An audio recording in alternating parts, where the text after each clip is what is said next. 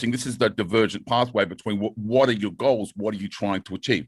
Let me just give you some latitude. I want to talk about a couple of things for the enhancement tribe as well, and then we can come back to this, because the point I'm making is, if you see these things, you go, yeah, I can see what you're saying. Is like, I have to view this hormone through my filters, and I need to make sure what those filters are before I start fucking making decisions about shit here. So one of the reasons that I'm very keen on melatonin is its antioxidant properties. And I would argue that, you know, at that dosages, at what I would call physiological range of melatonin, you're not going to realize the full benefits of the antioxidant, despite the fact that something that's not well understood. The reason melatonin is such a great antioxidant is because as it is metabolized in the human body, it is relatively unique in so much that its metabolites in themselves are antioxidants.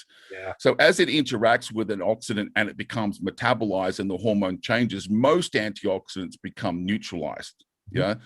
And so they basically have a first run pass at the process, and then they're done.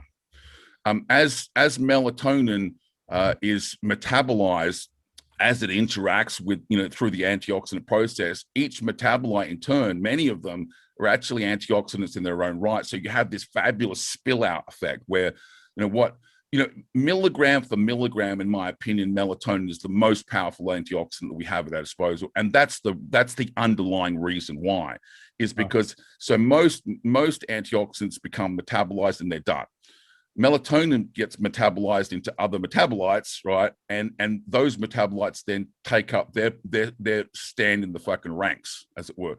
That's really interesting from us, because you get a great deal of bang for your buck. But as I said, I would argue that you're probably going to be pushing up into what would be considered to be like, okay, that's quite a lot of melatonin. As I said, like 5-10 milligrams a day range, you know. And as we know, we look at, you know, its application in therapeutic practice outside of sleep hygiene, and we start to get into things like cancer treatments. And you're talking about, like, man, they're using a whack of the stuff, 30 milligrams plus a day.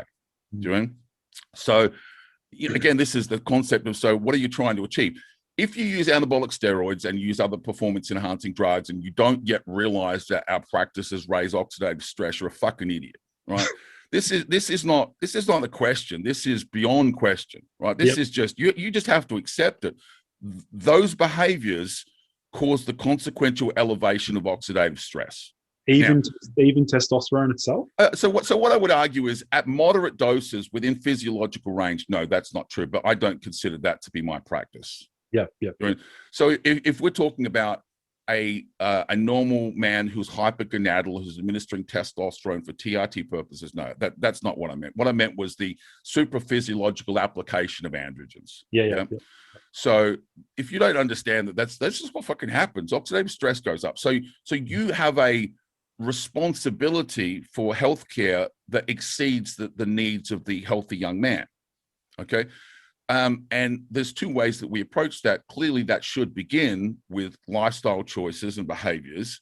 Surely that should begin with dosage and compound selection, because not all drugs create oxidative stress. I mean, I'm on this fucking crusade at the moment trying to explain to people that different drugs cause oxidative stress at different levels. It's not fair to say, you know, this drug doesn't cause stress and this drug does. You will never hear me say that.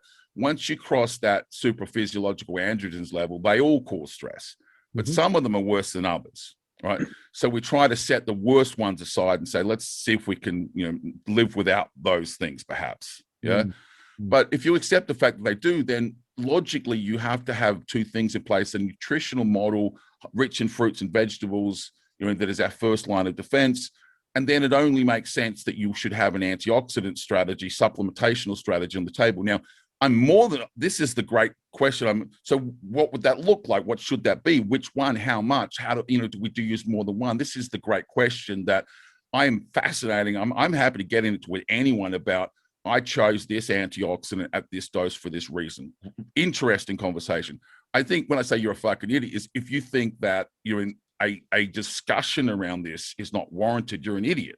Now, if you have your own opinions about which antioxidant, how much, do I use a multiple, model? Do I use, taurine and NAC and melatonin in combination, or do I just go with melatonin? This is the conversation.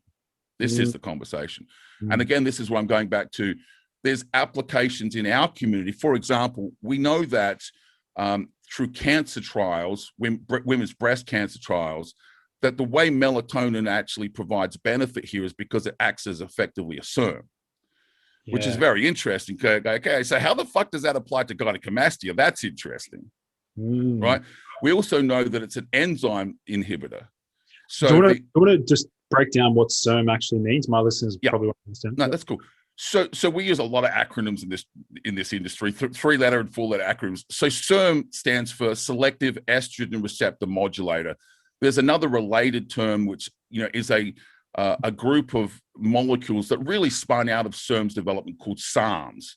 The whole SARMs movement is really premised on the success, as it were, of the SERMs movement. So SERMs are selective estrogen receptor modulators. They are basically hormones that have been synthesized, designed to be ligands or molecules that bind with the estrogen receptor and prevent effectively estrogen binding with that molecule, and therefore causing a cascade of genetic events that occur after that, gene transcription events, I should say, not genetic events.